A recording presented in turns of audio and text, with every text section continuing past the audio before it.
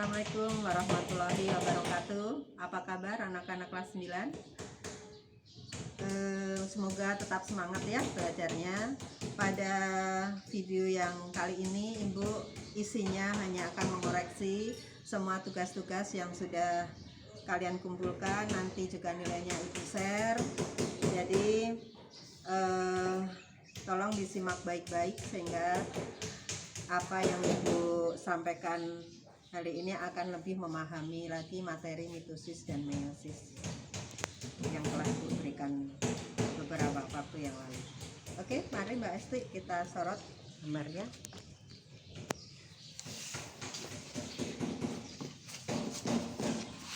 Baik ya.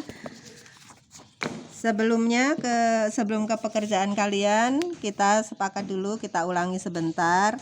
Ini misalnya adalah kromosom sel tubuh ya. Kromosom sel tubuh ini misalnya mempunyai 6 kromosom ya. Kalau sel tubuh mempunyai 6 kromosom, ini salah nulisnya ini ya. 6 kromosom, maka di 6 ini pasti terdiri dari 3 pasang kromosom, maka disebut 2N atau diploid. Kromosom di sel tubuh terdapat pasangannya, walaupun tidak berpasang-pasangan, tapi di dalam inti sel ini ada pasangannya. Begitu dia di awal profase, begitu di awal profase 6 kromosom tadi akan mendekati pasangannya, sehingga kita tahu ada 3 pasang di dalam inti sel itu. Nah, setiap pasang kromosom itu berbeda-beda. Jadi pasangan A lain dengan pasangan B, lain dengan pasangan C gitu ya. Apanya yang lain? Yang lain adalah gen-gen yang dibawa oleh kromosom tadi. Jadi ini tidak sama.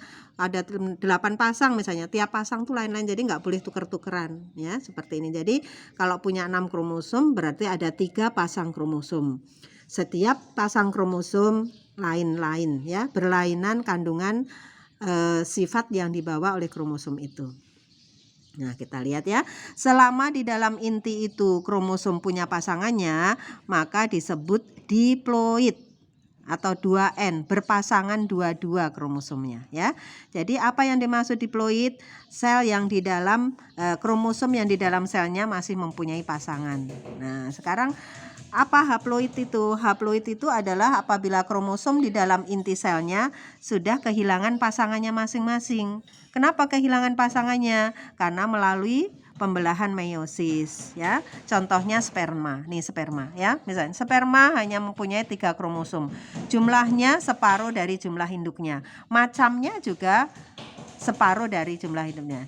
Nih orange pasangannya hijau. Hijaunya nggak ada di sini. Biru pasangannya biru muda. Biru mudanya nggak ada di sini ya. Kuning pasangannya merah. Kuningnya ada di sini, merahnya nggak ada. Nah, ini namanya kromosom haploid ya, kromosom yang kehilangan pasangannya, tidak berpasangan lagi, makanya N, tidak berpasangan atau haploid ya kan.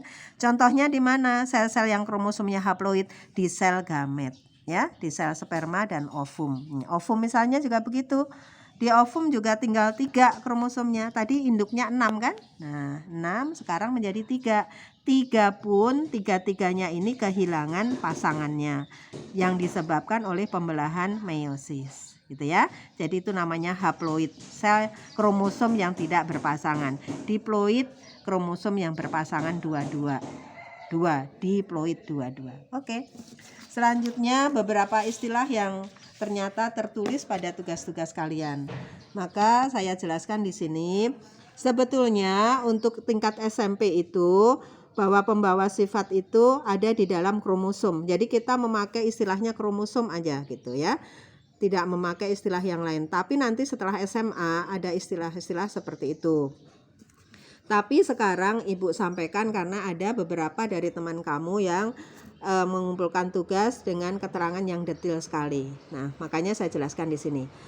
Apabila di dalam inti kromosom itu masih berupa benang-benang tipis, maka namanya kromatin. Ya, menjelang pembelahan kromatin itu memadat, ya, memendek, memadat, menebal.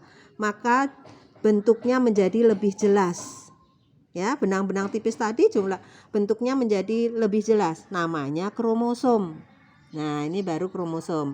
kromatin tadi benang-benang tipis ya, kromosom. Kemudian kromosom tadi apabila ini menjelang pembelahan meiosis, maka masing-masing kromosom di dalam inti akan mendekati pasangannya. Nah, ini kalau meiosis akan mendekati pasangannya. Maka namanya kromosom homolog. Apa kromosom homolog? Kromosom yang berpasangan dengan pasangannya. Pasangannya sendiri-sendiri, nggak boleh asal pasangan. Nah, apabila kromosom ini berpasangan dengan pasangannya disebut bivalen. Pasangan bivalen. Kromosom yang berpasangan sesuai pasangannya, bivalen. Nah, setelah bivalen, setelah kromosom berpasangan mendekat, masing-masing berduplikasi, menggandakan diri. Kuning membuat kuning, hijau membuat hijau, tapi masih dalam satu ikatan, sentromer. Ini namanya sentromer yang mengikat itu, ya. Sehingga bentukannya kromosom homolog seperti segini nih. Setiap hasil duplikasinya, setiap hasil penggandaannya namanya kromatid. Namanya kromatid. Jadi ini kromatid, ini kromatid, ini kromatid, ini kromatid, kromatid, kromatid, kromatid, kromatid. Sehingga kromosom bivalen ini akan menyusun 4 kromatid. 1, 2, 3, 4. Namanya kromosom tetrat. Karena ada 4, kromatidnya ada 4.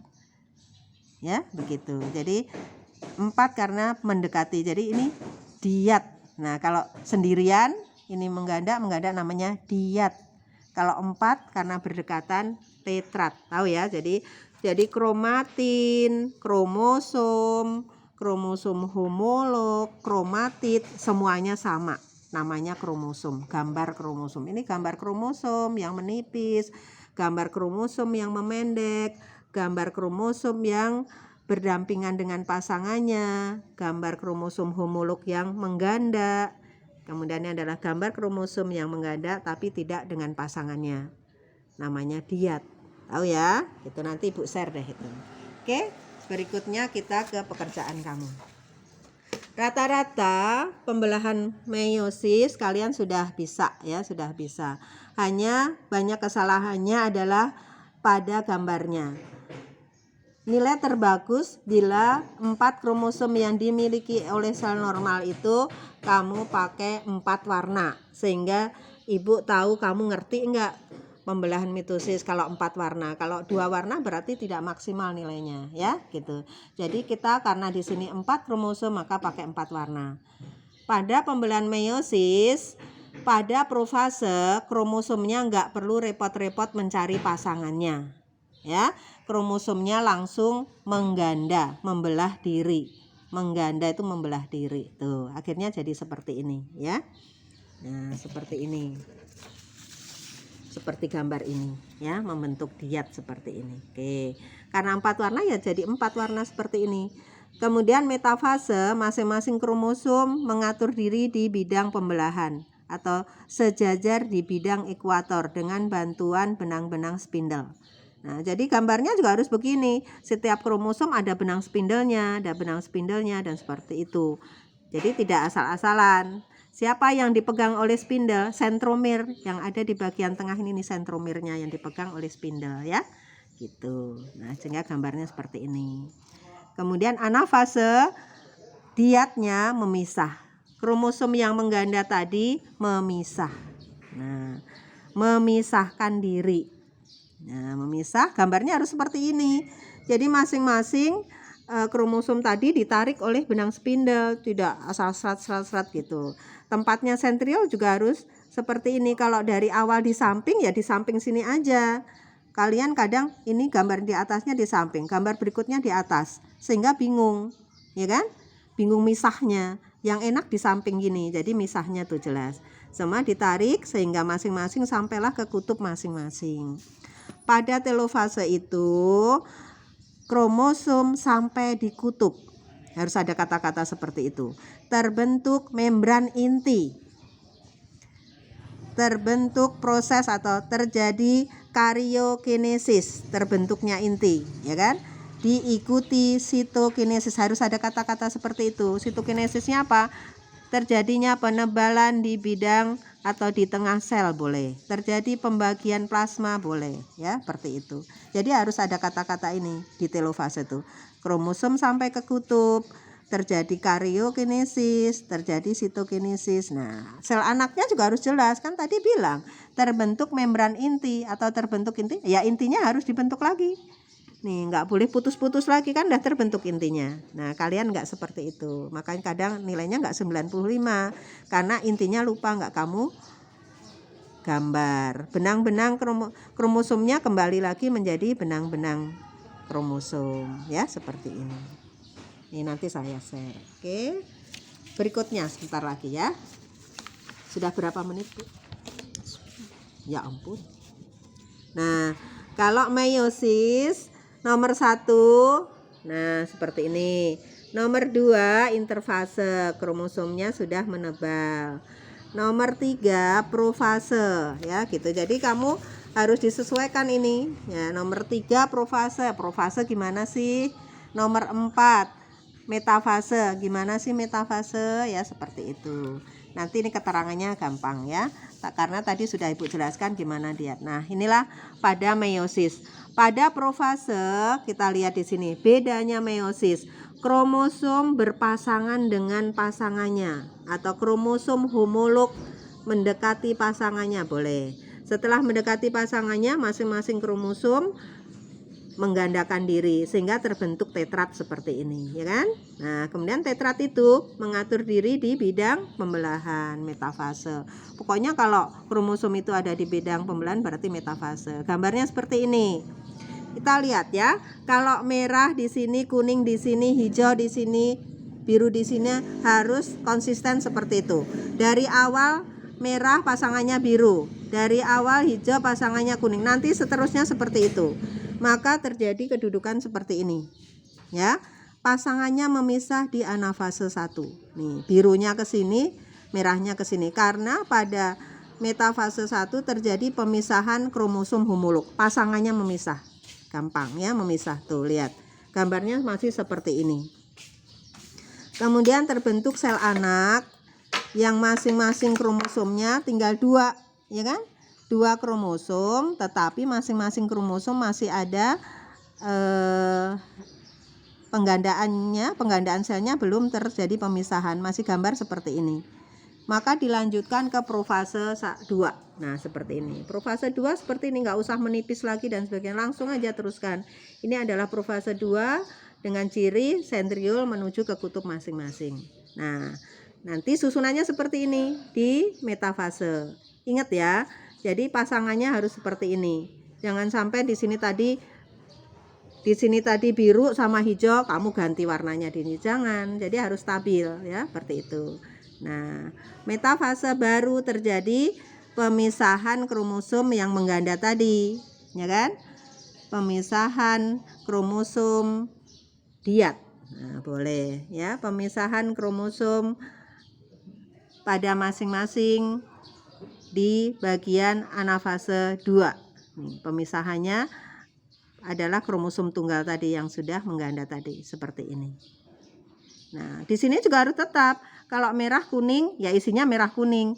Merah kuning kan ini ke kutub ya, menuju ke kutub. Jadi di sini merah kuning tetap. Di sini juga biru hijau. Akhirnya terbentuk sel anak seperti ini. Kalian salahnya kadang warnanya nggak ngerti tujuan warnanya untuk apa, ya kan gitu. Nah, di inti pada sel anak selalu kromosom berubah menjadi benang-benang tipis, terbentuk inti lagi, ya kan? Nah, gambarnya harus seperti ini. Jadi bacaannya di sini harus sama dengan gambar di sini. Ya, seperti itu. Oke, nggak usah khawatir. Nanti akan Ibu share jawaban yang benarnya seperti ini supaya kalian tambah paham. Oke, begitu. Terima kasih banyak. Assalamualaikum warahmatullahi wabarakatuh.